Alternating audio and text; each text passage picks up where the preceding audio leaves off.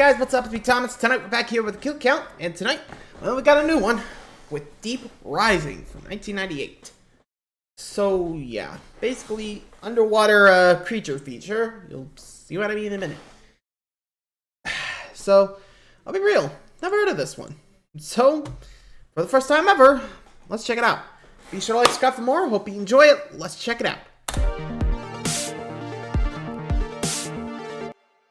Welcome to the Kill Count, Hey, where Zoran, we good tally to up see the you back. victims in all our favorite horror movies. Cheers. I'm Zoran, really, more tentacles, Gavoyich. Kinda are.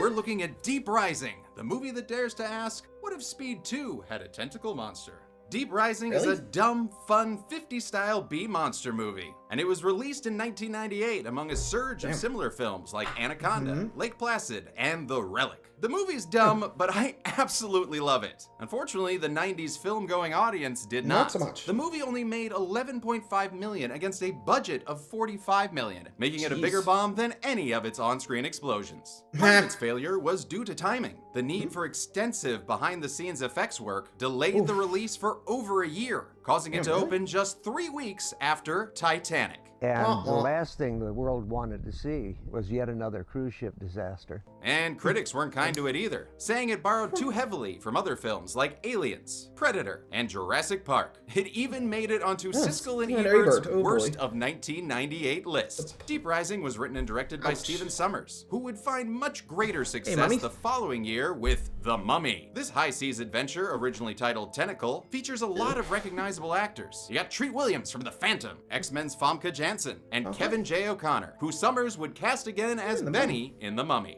He's a really fun director to work with, and he's like an amusement park exploding. As for its monsters, Deep Rising is kind of old school, keeping its creatures hidden for most of the film. But when they finally do appear, they're rendered in CGI that still holds up, thanks to effects work by DreamQuest Images and Industrial Light and Magic. Yes, the George Lucas company that did effects for Star Wars and Jurassic Park. Deep Rising follows John Finnegan as he's hired by a group of mercenaries planning to hijack a cruise liner. Once on board, they find the ship destroyed, the crew and passengers missing, and something sinister rising from the deep. Joined by a thieving love interest named Trillian and his not Tom Noonan sidekick Joey, the lovable scoundrels try to survive by shooting guns, making quips. This is turning out to be one hell of a day. And, shooting even more guns. So basically, shooting and quipping. Hello? Hi. Am I coming in clearly? Yeah, I see Okay, ya. good. James won't let me go pantsless on the new set. So I had to get this secret message out to my pantsless proponents out there. And if there's one James, he's at it again. Best while you're porky pigging it, well, that's today's sponsor, Manscaped. Now, if I've Before you ask, right, yes, I'm wearing pants under here. April, I'm good. And that's good because it's National Testicular Cancer Awareness Month. You see, for those spherically endowed between the age of 15 and 35, testicular cancer is the most common form. So, Manscaped has partnered with the Testicular Cancer Society, partly by donating $25,000 to support those impacted by testicular cancer, but also by reminding you, yes you, of the importance of being vigilant. But how do you do that, you might ask? Well, you can visit manscaped.com/TCS to learn how to perform simple, routine self-checks. Hell, make regular checks part of your down there care, like when you're using Manscaped's Crop Mop Ball Wipes or Lawnmower 4.0 Body Trimmer. And the Lawnmower 4.0 is another way you can protect your balls. Sure, not from cancer, but its skin-safe technology really helps reduce nicks and cuts down there, which can be a serious matter too. Ouch. So beautiful. Zoran, are you filming a sponsor segment in the bathroom? Crap, looks like my time is up. Just remember what I said. Protect your balls. God damn it, are you pantsless again? Yes. Shackles of society! Start protecting your balls with promo code KILLCOUNT20 for 20% off your order, plus free shipping at manscaped.com. And remember to perform routine self-checks while you're keeping your jewels clean. How many tentacles will we get from these tentacles? Let's find out and get to the kills. So, this should be fun. And always Zoran with the whole tentacle monster. I'm not sure if he just gets off it. I mean, seriously. Came on with Tremors. That franchise. Then Slither. Now this. Oh boy. I swear, that dude's got a tentacle thing. I'm serious. You want to prove me wrong, Zoran? Cover something else. But that don't include tentacles. You know what I mean. I swear. Well, anyway, might as well see what the creature here is in Deep Rising. I know. Wow. Lucas, George Lucas Company. Who knew? Anyway, to the kills. I had nothing else. The movie begins with a little light bathroom reading, but it's hard to get through it all when this Jerry Goldsmith score keeps knocking on the door. I'll be out in a minute, Jerry! Caw! A fish-eyed fish of some kind takes us Jaws style into a title card. And now we're on a boat that looks like it got most of its equipment from a Nostromo fire sale. Its captain is John Finnegan, who loves playing video poker and working on catchphrases. Now what? I'm sure he'll land on something better. Maybe.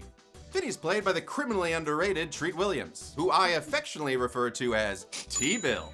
T-Bill, or should I say Finnegan's crew, consists of the mechanic Joey Panucci and his girlfriend Layla, who's played by Una Damon, who my wife tells me was in Charmed, and, you know, not much else.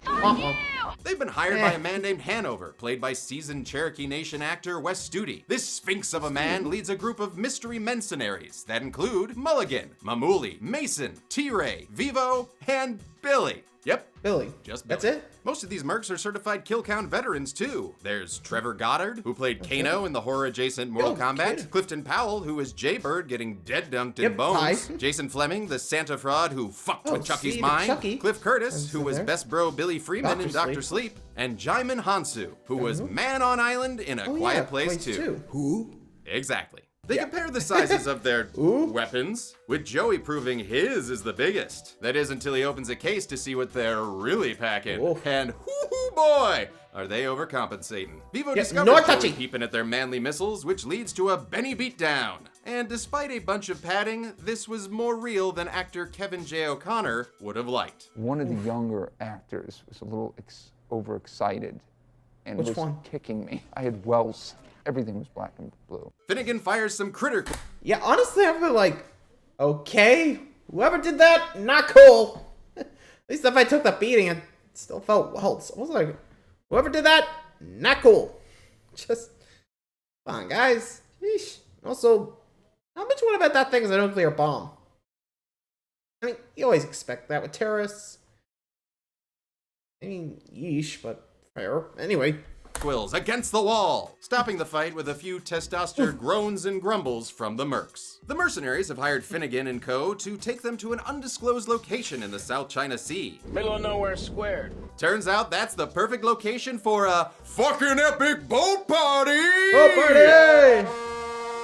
There were 450 extras in this scene, playing passengers, fire jugglers, Chinese dragons, Willie Scott waitresses, and all sorts of other cultural appropriations. Even the boom mic operator shows up for the maiden voyage of the largest ship not to have its own Celine Dion song. And what's that ship's name? The Argonautica! Who, Booms The Argonautica! Argonautica? Buttica is owned by Simon Canton, an incredibly wealthy asshole who welcomes his incredibly wealthy guests aboard. One of his non-rich guests is a stowaway named Trillian St. James, a name writer-director Stephen Sommers admits he took from The Hitchhiker's Guide to the Galaxy. Trillian is directed not to look at the camera until she takes a drink of some Santana champ, because it's so crisp. Originally, Claire Forlani from Mallrats was cast as Trillian, but she left 3 days into filming due to creative differences with Summers. She was quickly replaced by Famke Janssen, who had recently played Thai master assassin Xena Onatopp in GoldenEye. Trillian takes her drink with an Oliver Twist and picks a pocket or two of the ship's captain. It gets her a key card, but nothing else. Not even an Outback Steakhouse coupon. Boo! Trillian uses the key card to break into a locker near the Harry Potter ride, but when she tries to nip a necklace and tuck it away, she's found and arrested by Canton and Captain Atherton. With no brig, they stow her in the prison fridge with the rest of the criminal veggies. While Trillian acts like Homer ignoring monsters in the shinning, a mysterious figure loads the Hobbit trilogy into the ship's computer. But nobody's gonna watch that shit, so the ship shuts down and the crew panics until they're attacked from the rising deep. An absolutely Oh, epic jeez. stunt sequence follows, as 100% of the 1% are tossed around like ragdolls. Many a stunt performer leaps over ledges while other folks go through glass and tables. What's that called, James? By God. By God! Well, nothing really looks like a fatal injury for the count. Nothing yet. Oh, except for this old man, who I guess died of consumption, judging by the hand blood. I think I As was a gonna bruised say, prison riot breaks out. Fuck you, cabbage! Another Taco! passenger can't hold it in. Oh, when you gotta go, you gotta go. Hey, Goldblum. And How'd much you get like on here? Gennaro, the can can't save her can, as she's grabbed by the ghoulies and flushed onto the count with an off-screen blood splash. Ooh, someone tell Cousin Eddie the shitter's full. She comes up to the toilet, tries how? to save itself and make a getaway, but it ends up becoming an obstacle for Finnegan and his ecto goggles. Unfortunately, the goggles do nothing to stop the boats from colliding in a ridiculously large explosion. Why? Why was that boat filled with C4? I don't know. Their ship is now leaking fuel and just all kinds of messed up. But Layla Darling's there to ease their worried minds when she spots the Argo was an Affleck Filnica. Whew. Glad everything worked out for them. We'll take over from here. Well, fuck butts. We've entered...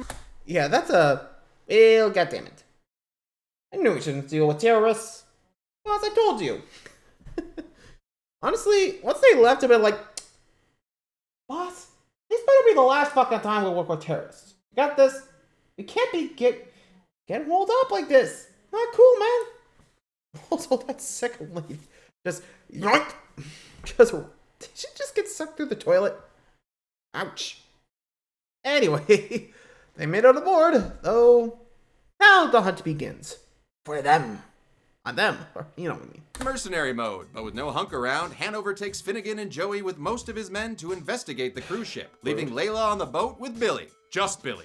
The men make their way to the ballroom and discover it's empty, except for... We got blood here. We got blood here too, mate. But no bodies, so I'll let Editor Josh keep sleeping. For now. Look at that old cutie. A nearby elevator starts moving, prompting another catchphrase attempt from Finnegan. I got a really bad feeling about this. Alright, you're not even trying to hide it anymore. Obviously, Finny is a blatant Han Solo type. Their ships are even described the same way. Maybe I can fix this hunk of junk. What a piece of junk. In fact, Harrison Ford was originally cast as Finnegan, with Jim Carrey set to play his non-Wookiee sidekick. Jim Carrey and Harrison Ford. Ford dropped out to do Air Force One instead, robbing us from hearing him yell, "Get off my boat!" The doors open to reveal nothing. More Great. blood. So they might as well just grab what they can before... And of course they start shooting. Hey! Oh, I love you, Critical Bill. These very not hey, real M1L1 triple pulse assault rifles were built on Calico M955A submachine guns. Their rotating barrels didn't function, but spun when the trigger was pulled, giving the illusion the weapon was firing through them. And somehow, my steel trap brain remembers these guns making a cameo in Leslie Nielsen's Wrongfully Accused. Which reminds me, I wonder if I can kill Count Dracula dead and loving it without James finding out. No! James knows all. Yep. The Merry Mercs continue searching the Argonautica, while Billy, just Billy, mans the torpedoes, and Layla womans the boat hole. Whew, it is tough work, especially when you're interrupted by bloated, naked Ben Gardner-looking corpses. That's third. Wait, I'm sorry, did the monster take off this guy's clothes? I mean, I the think pants so. I understand, but too much and we're getting into hentai territory. Moving on. You Layla know. gets lost in his Total Recall eyes before getting yanked out of the boat hole by an unseen monster, thus concluding her career as a tour guide at Oscorp. In the part shop of the Rumpelstiltspringer, Mamuli gets drooly over some pasted-up, pastyless porn pics. T-Ray then leaves him and his hard-on to investigate a strange sound, which of course results in an off-screen fatality, followed by a friendship when the monster leaves T-Ray's rifle, as well as some Kano bits. Grossy! Okay, now this does not... Yeah, I'm like, okay. Never investigate a sound when the freaking whole crew and passengers are gone. Like, seriously, don't, you know what I mean. I know it's dumb, but again, horror movies, you gotta have the dumb characters, otherwise, well, nobody count. Anyway. Does not make any sense. How the hell did the creature come into the room, throw down the gun, and then puke without anyone seeing it? Shut up.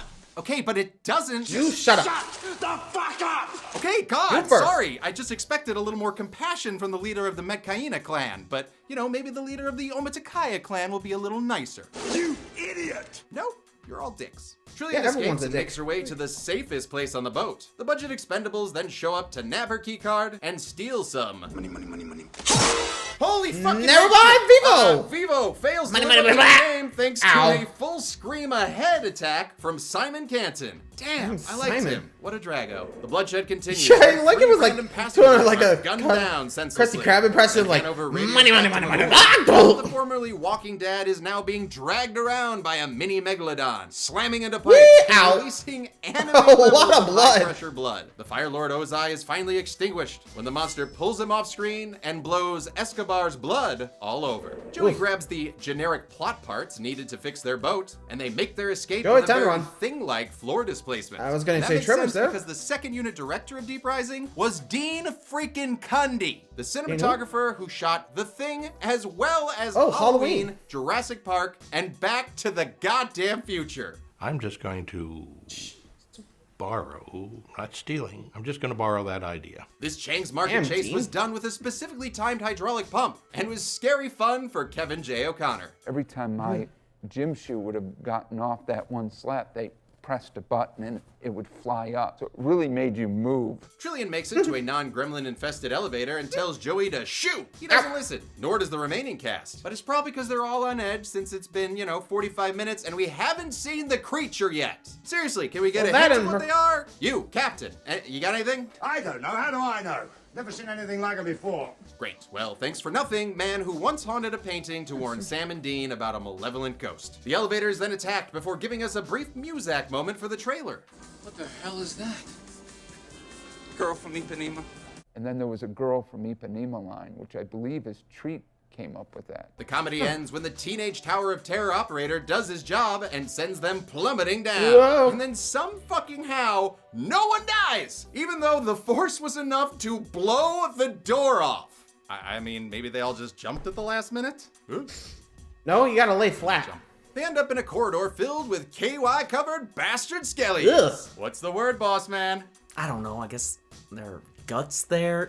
Count them. I don't care.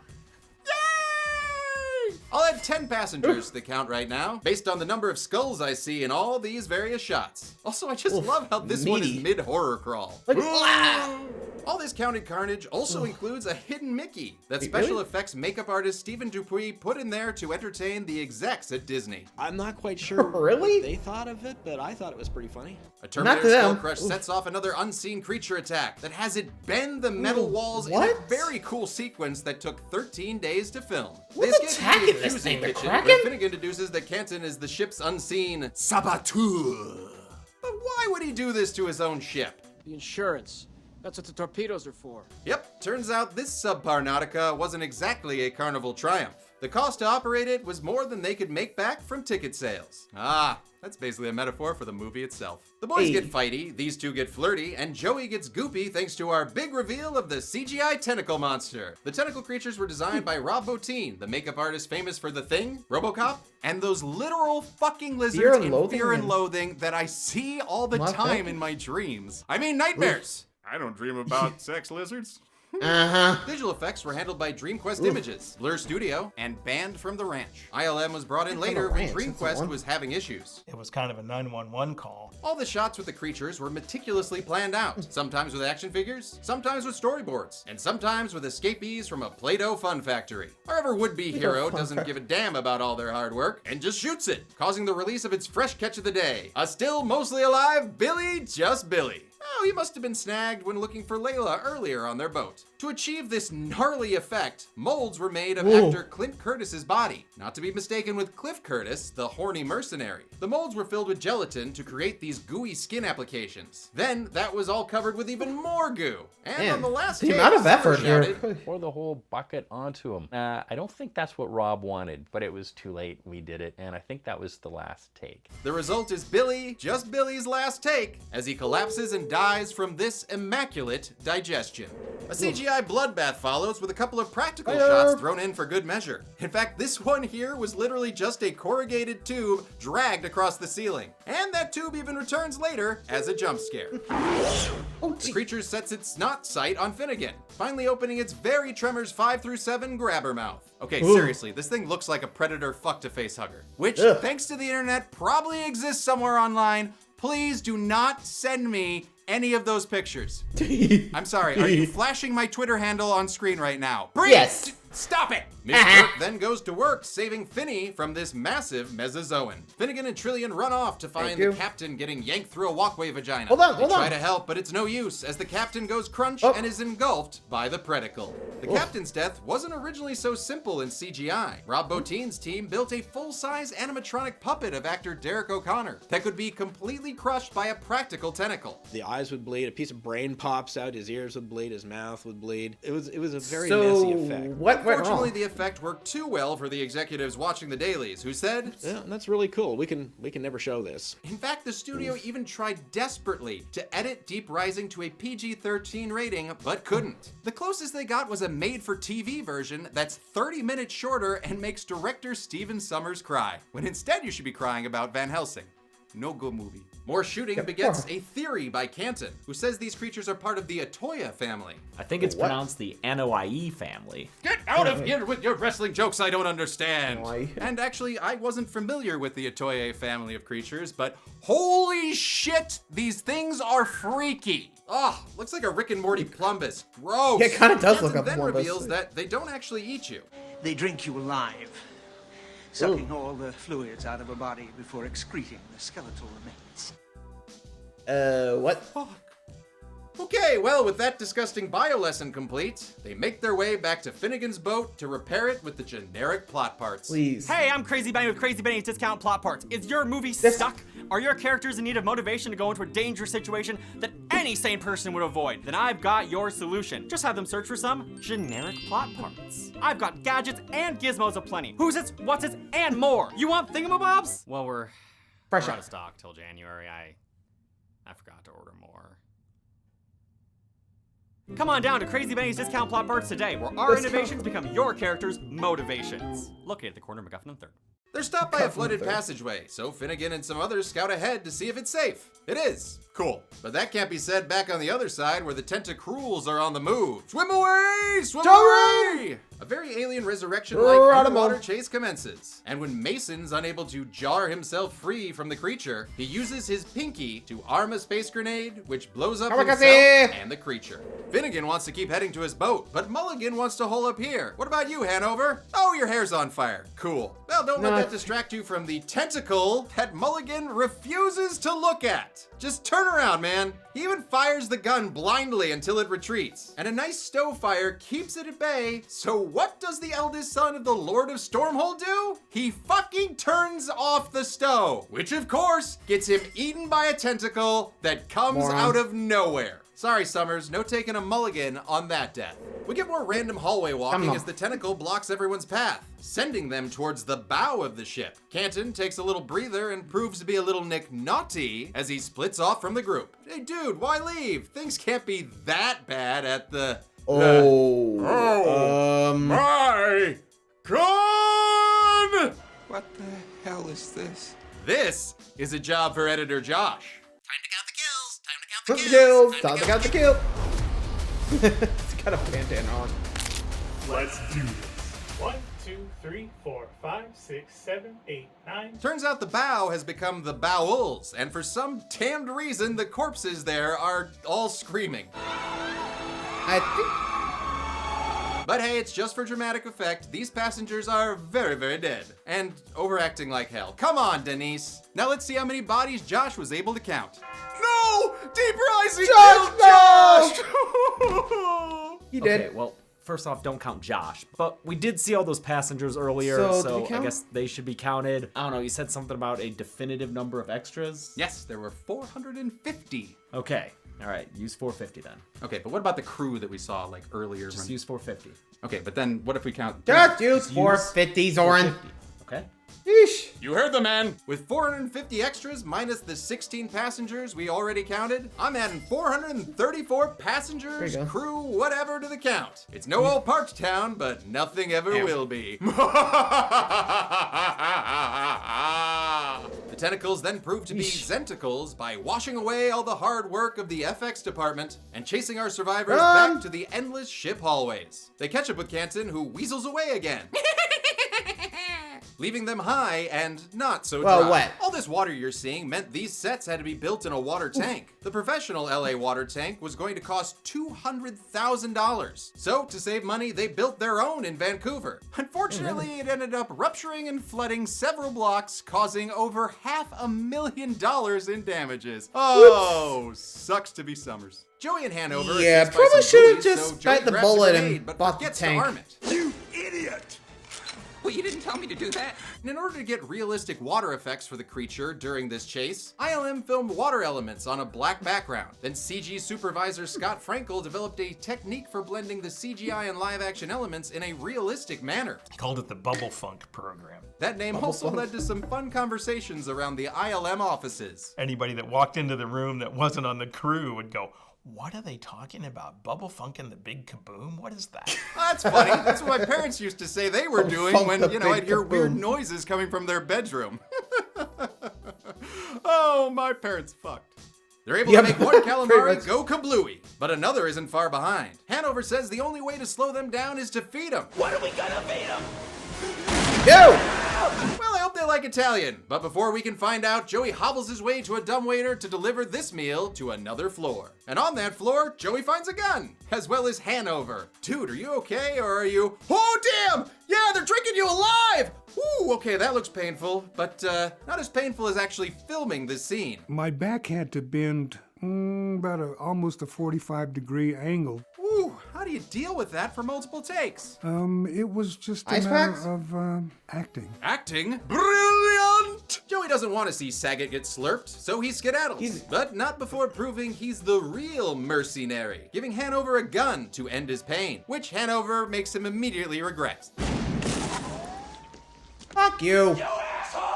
He tries to turn the gun on himself, but that was the last bullet, meaning Hanover's doomed to a plenty dreadful death as the last of the Mohicans gets eaten. Finnegan and Trillian make it back to their boat, but he lost the generic plot parts along the way. What was the point? What was the point of all this? Now, how are you gonna make it to that island over there on the Deepwater horizon? I got a plan! Ah, music to a Tremors fan's ears. He sends Trillian off to get one of the cruise ship's jet skis, hilariously called a Sea-Doo. But she's stopped by a sea douchebag with a double-barrel flare gun. Why is that a thing? I guess it's for when your ship is extra sinky? Canton wants the jet ski key, but she needs it to get back to Hemlock Grove. So she takes off with dramatic slow-motion flare. Finnegan meets up with Joey on the boat, where they share a moment over the death of his girlfriend Layla. Yeah, that's right, cry it out, O'Connor. She was a cool character, for all of 15 minutes. Finnegan loads up his boat with torpedoes and sets the autopilot to send it straight into the blah blah blahtica.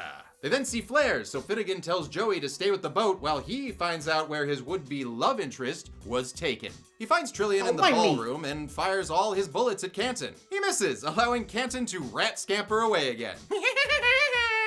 Before he can leave, though, the room begins to shake. Ugh, what now? Now what? Oh, right. Sorry. The budget erupts once again with explosions galore, giving way to our final boss encounter. Meet the Octolus. Much like a graboid, the tentacles we've seen were just part of a larger creature. It's been living in the bow and sending its little mouths all over the ship looking for food, combining delivery and takeout in one. The Octolus grabs the substitute, but doesn't kill him for some reason. Instead, it just punches him, then brings him in closer, revealing its albino seal-looking face. I guess it somehow learned to respect T-Bell, unlike the rest of Hollywood. But unfortunately, the feeling isn't mutual. What are you looking at? Treat Williams. Any relation to Ashley J?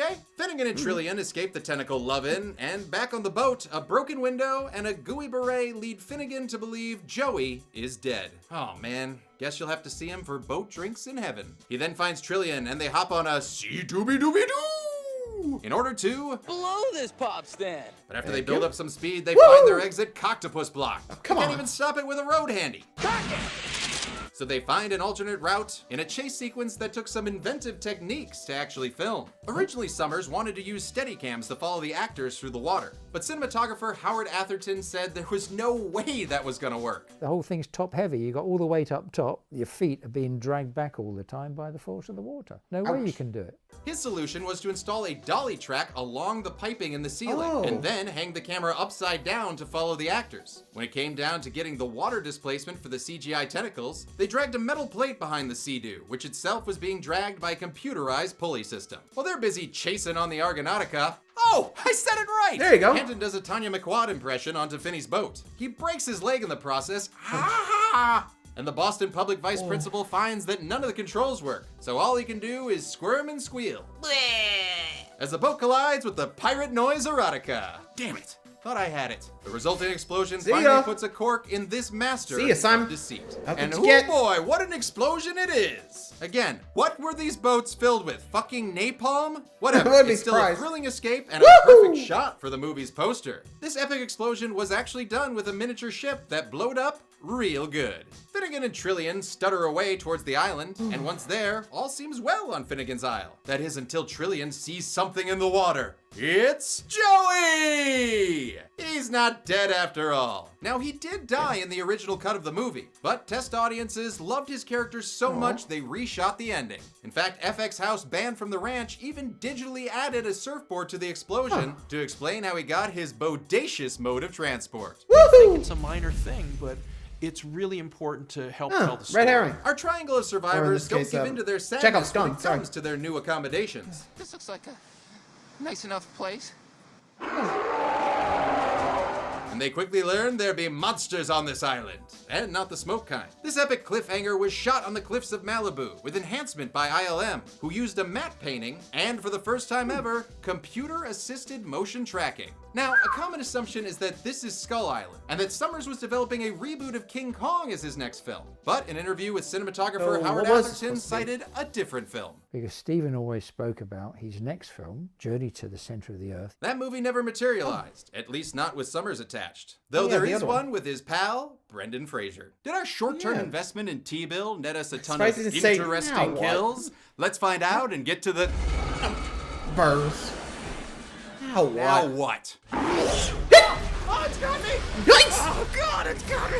It's so horrifying! It looks so good! James, we're gonna get ILM to fix this in post, right? No, man, we spent all of our money on the award show. Womp womp. Damn it! Bad timing, bro. Well, 460 people died in Deep Rising. 13 men, 3 women, and 444 unknown, giving us a chart as gray as the gene in this movie. And that makes this the second highest kill count of all time, just behind Dude Bro Party Massacre 3. Now with a runtime of 106 minutes, that gave us a kill on average every 13.8 seconds. But still, it will never beat Dude Bro. Oh, Tentacle! I'll give the golden chainsaw for coolest kill to Billy. Just Billy. His partially digested body is fully horrifying, with a perfect blend of digital and practical effects that have aged well even by today's standards. Dull Machete for lamest kill goes to Layla. Honestly, I really liked her character, and she deserved better than an off-screen end that made this movie even more of a sausage fest, which is saying something about a movie filled with dick tentacles. And that's it. Deep Rising was released in 1998 and failed to rise to the challenge of that other big boat movie. Sorry, Next Deep Rising. week, I'm going to be covering the Collector franchise, which is 2 movies, so kind of a franchise. But until then, I'm a man who once ate a wasabi duck on a dare, and this has been the Kill Count. Hey everybody, thanks for watching. Well, you're right. We're going to the Collector and the Collection. So, I guess he must have heard me. Well, anyway, that's gonna be it for Deep Rising, which, yeah, CG aside, ouch. That was bad. But I guess you just gotta do what you gotta do. Anyway, by the way, I like James's like Baja Blast toys. I gotta get one of those. Anyway, hope you enjoyed. Till next time, see ya.